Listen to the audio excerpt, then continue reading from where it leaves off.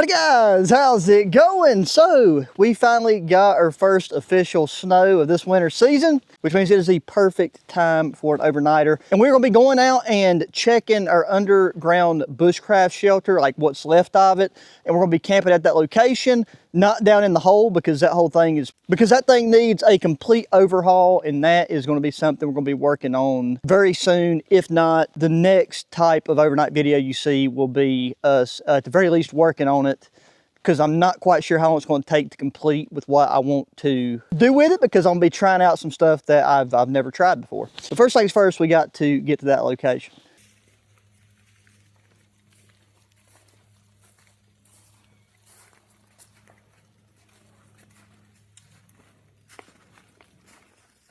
Alrighty guys, so here it is in all of its broken down, decrepit glory. Only about 2 minutes in when I first walked into the woods, where this is like a slushy snow mix combined with all the loose leaves underneath, just feet went right out from under me. So you do gotta be careful, because all this ground is extremely uneven terrain and uphill and downhill. So especially when you're trying to go downhill, the stuff will just slide right out from underneath you. Anyways, this is what it's looking like. As you can see, we're going to have to replace pretty much all of these cross members, but we're going to be doing something very different, unique with the sides, and that's going to involve me having to make a couple trips out here to bring some supplies, and then you have to bring the tools out and all that. I can actually get my four-wheeler halfway here, but then the rest I have to bring in the pack. This is most likely going to be a bushcraft rebuild process that will take multiple days, but I'll probably take and combine it into one video. But this spot right here is going to be where we're going to set up camp for tonight. I still got rocks set up right here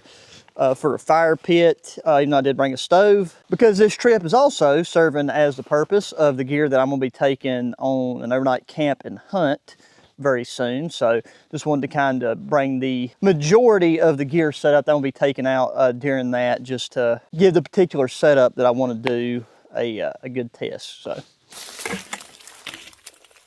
And so yeah, most of what you're hearing right now is just stuff dripping off of the trees, because as I was leaving, the temp was 33 degrees and the high for today is 35.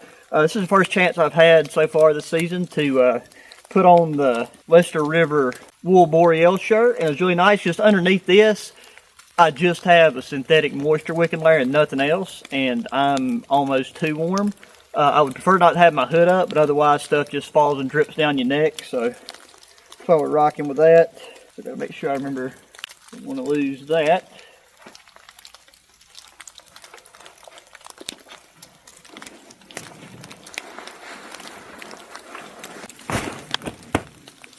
So now I have a tarp shelter that I want to set up, but I don't know if it's going to fit right here, and there's really not a good place around, because everywhere else is pretty dang dense around this area. So this is kind of the best I've got to work with, but I brought a fairly large tarp. So yeah, the forest floor is pretty wet and damp at the moment. One thing that I immediately realized that I forgot is my sit pad, that Tough Possum Gear sit pad, because my plan was to have that one to kneel on, sit on, but also to set my pack on. We will take and probably find a rock or something. Like this thing right here has a really good DWR coating on it, this Eberly stock bag. So I'm not really worried about it, but our sleeping bag, which is the majority and most important part of our sleep system, is down there. So you just don't really want to take a chance to have too much moisture seep through or anything, because yeah, I might just grab a rock or something. And actually, we can actually set it on top of our canteen bag for a quick remedy, as opposed to tying it up the back of that canteen bag that really you have to worry about getting wet. And two, in case this is your first video, I know it looks like I have 2 weeks worth of stuff, but with the insulation gear and stuff that I brought, it's more loosely packed and not super compressed in this bag. And there's still tons of room in here, but I wanted to fill it out. And it's a lot easier to just, use a bigger bag. And this is when I'll be taking on that overnight camp and hunt. So.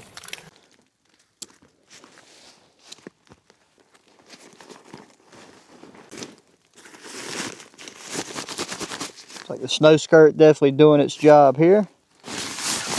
Boom. So yeah, right here I got one of my 6 a.m. outdoor tarps. This is the largest one.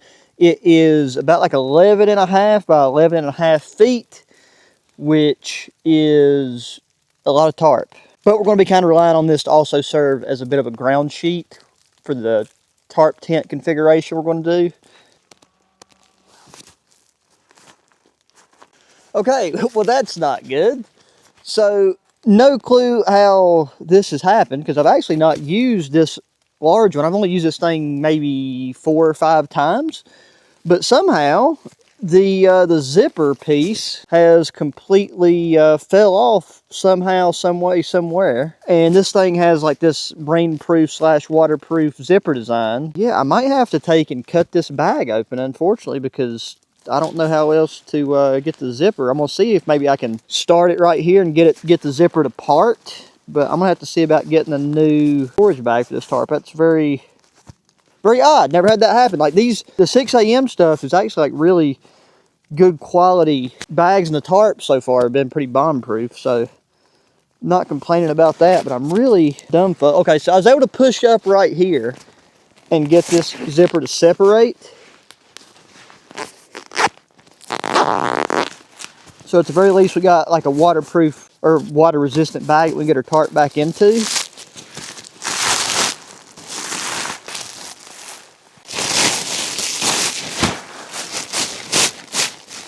So now for this, we need to lay it out back side down, or it's like, you know, top side down, so that all of our tie out points are on the outside. It's going to get drippage on it and stuff. That's not a big deal. Okay, yeah, we might actually be lucky and be able to make this work just barely. Okay, so I'm going to try to get this done rather quickly so we can reduce the amount of moisture that drops on this tarp. But jute twine, and then I'm going to see if these will work. I had nicer aluminum ones and titanium stakes I could have brought, but I just, for my own curiosity, just got these cheap L-shaped steel pegs. We only really need probably 4, but we're going to take and put this one in line with this tree that we're going to be attaching, or I should say tying our tarp up to. We want to get that as close up to the tree as possible, and then go down and just pull a straight line.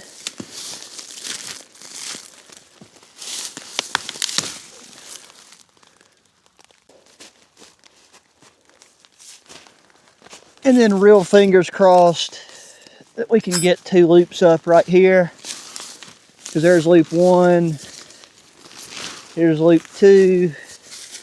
This one tree's just kind of in the way, but if we go underneath that, by God, I think we're okay. We can make that work. Because now we'll come to this the center loop. There's 5 loops around the tarp on each side.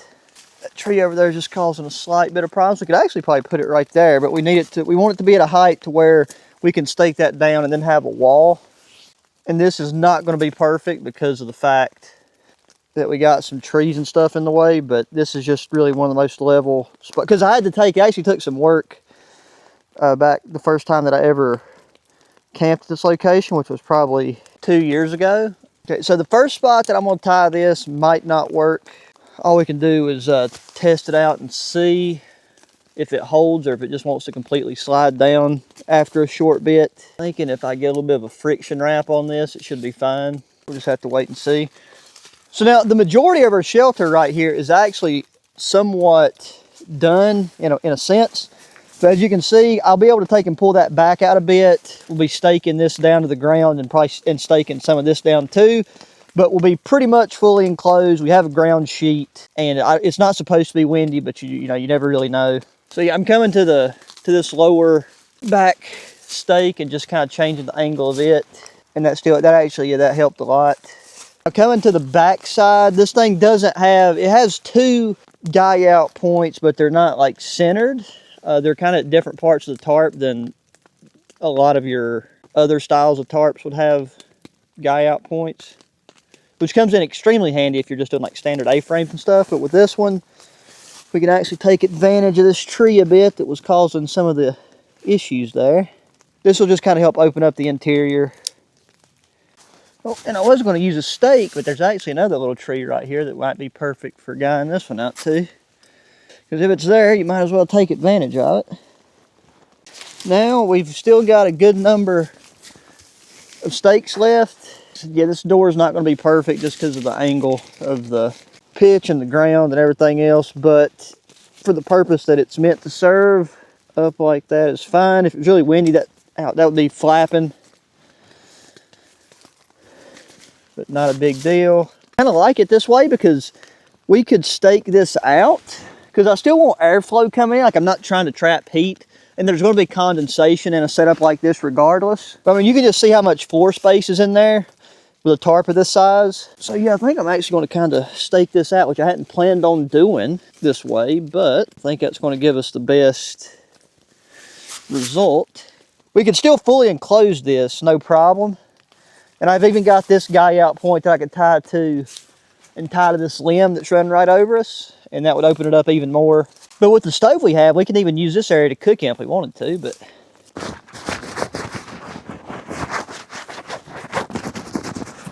get that slush off there. Put our pack in here. Okay, so now just for a size reference, that large pack just takes up a very small amount of space. You could actually fit, you could sleep 2 people under here, I do believe, fairly comfortably. And again, we wound up with this large vestibule space just because our pitch of this type of tarp tent setup is not perfect at the moment, mainly because of this tree right here, and then we had to get a little funky with what we've done with our back point. Like, normally this would be more of just a complete triangle. We wouldn't have these curves and dips in it. But overall, I'm happy with how this is looking. We're definitely protected from everything that's going to be dripping off the trees, and there is chances of some more precipitation coming through, but I think it's fairly unlikely. Because I'm sure it doesn't show up on camera, but this upper section right here kind of goes, like it's flat from here down. So we got plenty of room, but our sleeping pad is going to be pushed further down. So all this upper space right here is where I will lay my pack and everything, because it just wouldn't be comfortable. And there's also a couple of tree roots right here, but all this area in there is nice and flat, and there's nothing that can be poking up and bothering us, or, you know, by the time we put our body weight on it, we have to worry about it damaging the tarp here. Very, very nifty shelter. And because this is on a slight angle, the bit of water that dripped in on this, by the time we get in here tonight, should be, you know, dissipated, or at least drained down and out the bottom area there.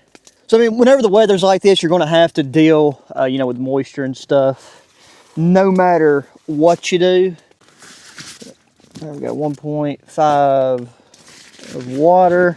Got an insulated jacket. Got a new titanium. It's way bigger. Like, we got freeze-dried meals, so really only needed to bring a canteen cup. This is a new pot system that I want to try out, that I'll probably bring with me on my thing. And then I've also got, it is not a new stove. I have had it for probably close to a year. Never used it in a video, just because I kept forgetting to go buy fuel for it. But we got a stove we're going to be doing. It's a multi-fuel stove. I've got white gas, and like the white liquid gas, the Coleman stuff, in the fuel bottle. But very cool and interesting stove, and it's ideal for cold weather situations. So we got that. Just want to get a few things out here. We got some insulated pants. Here is our Tepa insulated sleeping pad, which we may or may not blow that up soon, just so I have something to lay out and chill out on while we wait for some of this drip to do its thing. Because I really, it's been so long since I had never used this particular tarp in this configuration. I didn't realize how much room I would actually have in it. Like in a 10 by 10, which is just about a foot and a half less than what this is, you do still have a ton of room, but just that extra foot and a half makes a pretty big difference. And now the only reason I'm actually not going to go ahead and inflate the sleeping pad is I do want to give some of these water droplets and this moisture time to dry off a bit. Something that is a really good winter item to bring, that just because, again, I'm not fully in the motion with this type of weather. I forgot to bring a microfiber towel with me, but a microfiber towel is great to just dry off gear and stuff whenever you need to wipe something down. I do have a shemagh with me, but we're going to be using that tonight, so I kind of want to avoid getting any moisture on it. So yeah, I'm going to have a walk around. I'm going to look at our bushcraft shelter, do a little bit of brainstorming, and see if any ideas pop in my noggin about what I'm ultimately going to decide to do with the design of our underground remodel. Because that underground bushcraft shelter build is what gave my YouTube channel its initial push in the very beginning a few years ago. Almost a little bit nostalgic to come back, and we need to show it a little bit of love and do something interesting with it. So I'll get back with y'all whenever it's time to do something else.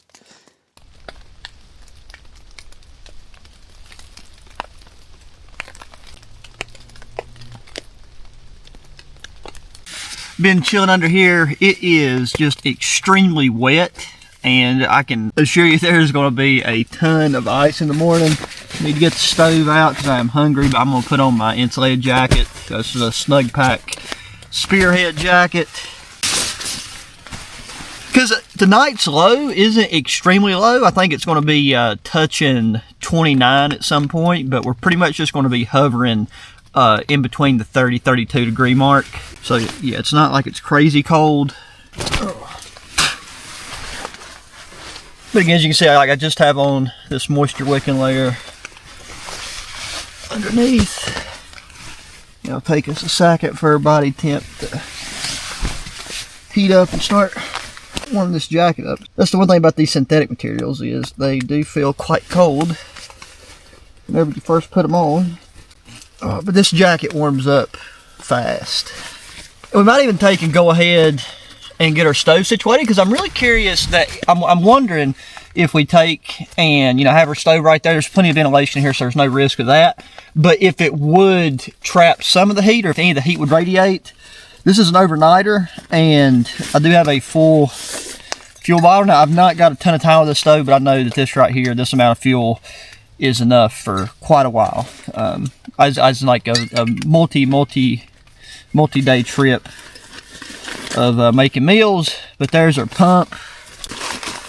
There is a stove body, and I'm hoping, one thing that I did forget to check, which we should be perfectly fine, but I'm hoping that that right there is big enough to fit on here. And I could also really go for a cup of coffee. So that's really the main motivation behind wanting to get this stove turned on. Oh, and sorry if the audio sounded a little bit different there. I had forgot to turn my mic back on. But yeah, this stove is pretty straightforward. Get our pump down in there. And I had checked the seals and everything on this and done a test burn with it yesterday in preparation for heading out today. Make sure we got a nice seal on there. Go ahead and pump her. 2, 3, 4, 5. So I gave her about 60 pumps. Ooh, my fingers are getting chilly at the moment, touching this cold metal and stuff. But yeah, that right there is a stove, and it looks like, yeah, our pot's gonna fit fine. So let's see if we can get somewhat of a level place. But for this stove, I want to start off and make sure valves are closed here. This thing does have a rotating nozzle, but it's a little bit easier just to spin the bottle to start off with. So the way this stove is meant to work is we open up our fuel bottle line there. Then we open this one up a bit and let a little bit drip into it. There's more than enough. Then we close that off. Because what you got to do is you got to preheat your burner so that the fuel will vaporize, and this will probably puff up, so don't be alarmed by that. I think it's just taking a second to get because of the moisture and the cold. And so we want it to do that. Like I said, we turned the gas back off, but we want it to do that for about a solid minute. And that should have things pretty warmed up enough to where we can turn the pressure up, and then it'll start vaporizing the liquid fuel. Okay, so now that that's warmed up, you can see now we have a completely different flame situation going on.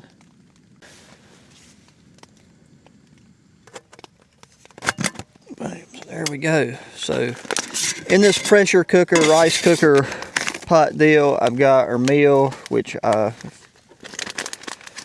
packed the beef stroganoff with cream sauce, just something nice and thick and warming. And then we got some apple cinnamon cereal if we want breakfast. But my canteen cup will definitely not fit on the stove. The things are a bit too far apart. Before we do the meal, I'd like to boil some water. which I mean, we can do it for both. To have some coffee first. We will get our canteen cup out. The nice thing about having this area under here too is the fact that it shields us from any breeze or anything that comes through. We'll get that going while I get my canteen cup out.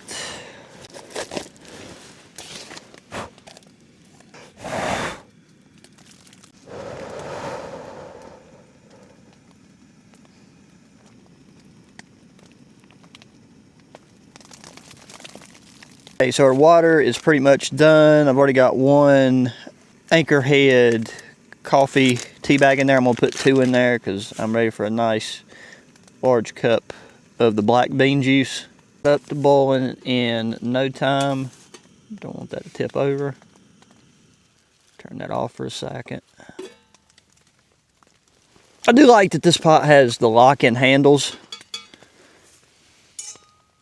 to see how it pours.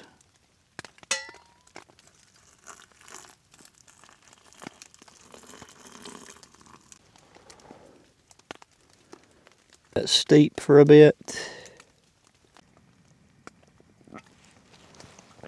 Oh yeah.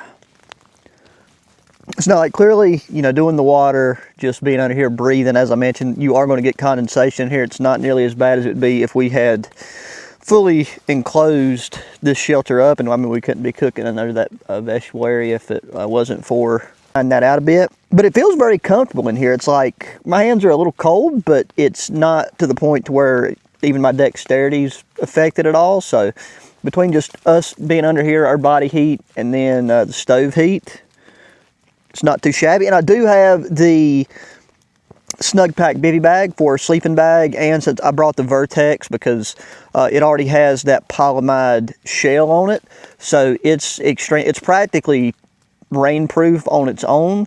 But you combine that with the bivy, and we just don't really have to worry about any moisture and stuff affecting our sleeping bag. Doing a tarp shelter like this is nicer than just going with a standard lean-to style or A-frame, since we're like 90% protected. And there's other enclosed tarp shelters you can do, but this is kind of the best and quickest one, in my opinion, in the sense that I don't have to run any type of ridgeline, don't have to use a stick or a trekking pole in order for the structure to hold itself. And you know, that gives us all of this space underneath here to move around and work in. So need to go ahead and get the oxygen absorber out and prep this, because this is one of the meals where, because of like these large chunks and pieces you see there, that it's good to break up and crush the items in the bag so that they will rehydrate better, because them large clumps can take a while to a little bit longer to soak through.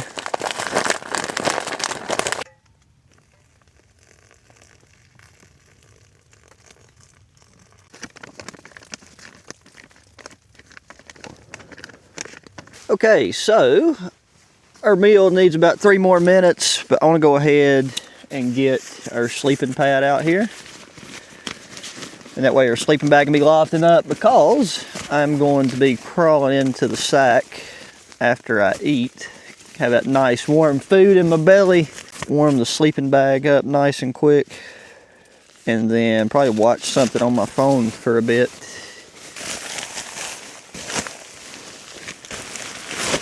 And part of the reason too I want to go with this one out of my insulated pads is that the stuff sack acts as your inflation bag, so I didn't have to worry about bringing an electric pump.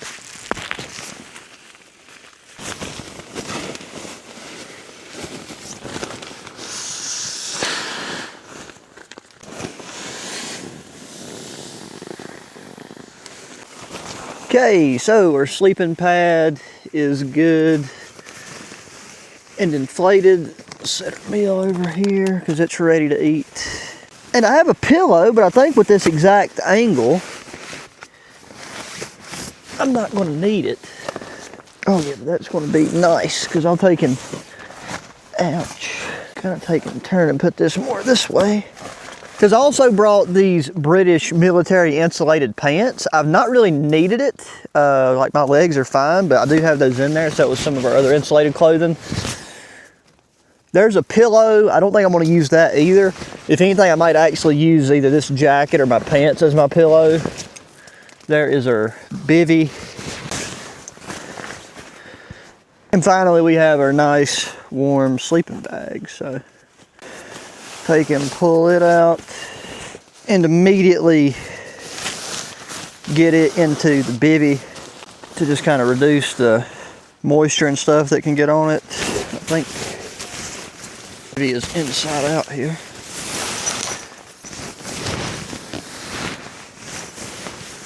And just like that, we've got our sleep system. And now we can dig in to our delicious meal, which this smells amazing. So cheers. Oh yeah, a nice warm meal like that makes all the difference.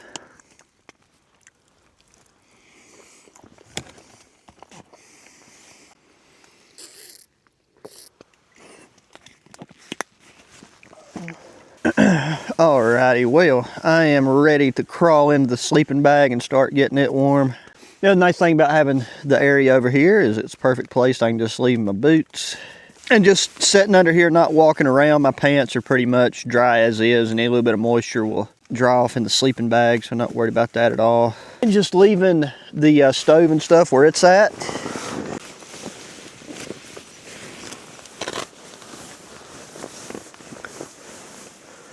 So yeah, now that we are in our sleeping bag, I'm going to keep my insulated jacket in my sleeping bag just so it's warm and ready to put on in the morning. Probably take and just put it down around my feet.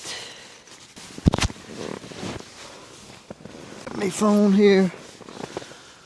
Bivvy's closed. Sleeping bag's closed. And it's warming up in here already. So I appreciate y'all joining me for this one. And I will talk to you beautiful people in the morning.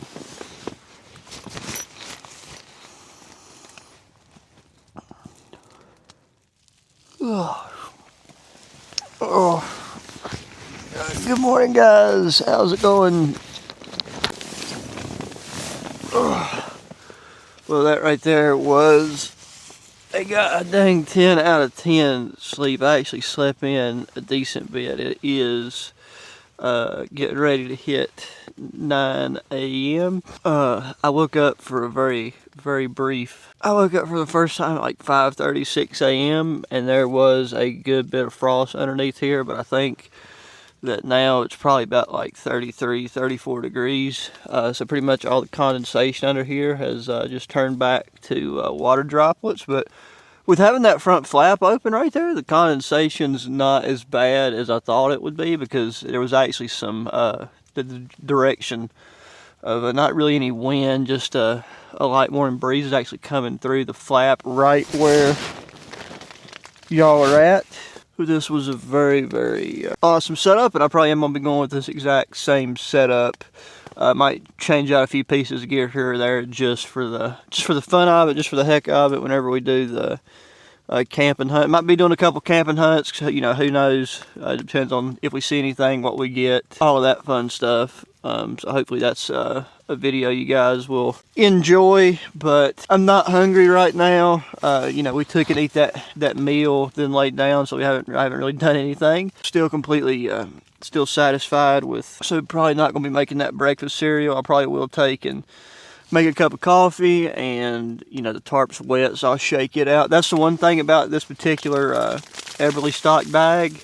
On the side, you got them mesh pockets, so even though this tarp is damp, I'll be able to take and just shove it. And also too, because that storage bag broke, I'll be able to shove this down into one of them mesh pockets on the outside of the pack. That'll allow it to air dry a little bit while, you know, heading back. You ain't got to really worry about getting any of your other gear wet or damp, and then, you know, I'll dry it out when I get back.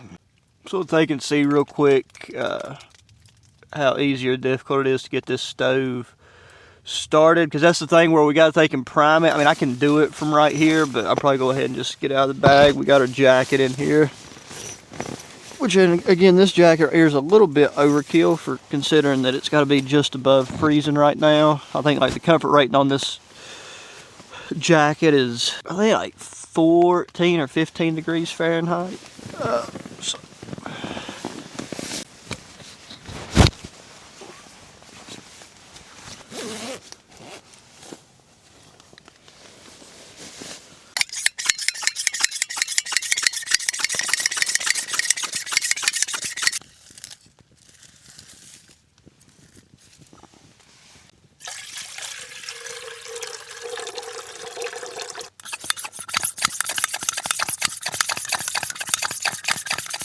So I got the light again. I've just been pumping the ever living crap out of it. The only thing that I can really figure is maybe the jet has somehow managed to get somewhat clogged, maybe, because it's just like it's not getting the air to cycle through it. But like, I pumped it a lot, and it's not losing air from the canister or anything, or the hose anywhere. That's just how she goes sometimes. But all right, guys, the sun's starting to poke through a little bit. But that, I think it's going to do it for this one. I'll just take and slowly get packed up. Not really going to screw around with probably recording all that. If anything, you guys will get to see that in a little bit more detail whenever we do the camp and hunt video with this pretty much exact same setup. So, as always, I really appreciate you taking time to watch the video. Make sure you hit that thumbs up button. Subscribe if you have not already. Share the channel videos with your friends, family, anybody that enjoys good old outdoor activities and gear. And because it's season hunting, as always, I'll try to link to the gear that I have used on this one down in the video description in case you want to go check any of this stuff out for yourself. You know, I have an update with the stove. If I end up having more issues with this one, then we will probably take a different one with us whenever we head out on the other camp, and that will kind of determine how much I use this one, because other than what we done last night, didn't really do a ton with it. So for it to potentially not be working, that is a little bit frustrating. So hit me with that comment section, thoughts, opinion, questions. If you've got any experience with this particular stove, if so, what you think the issue might be. But until the next one, guys, adios.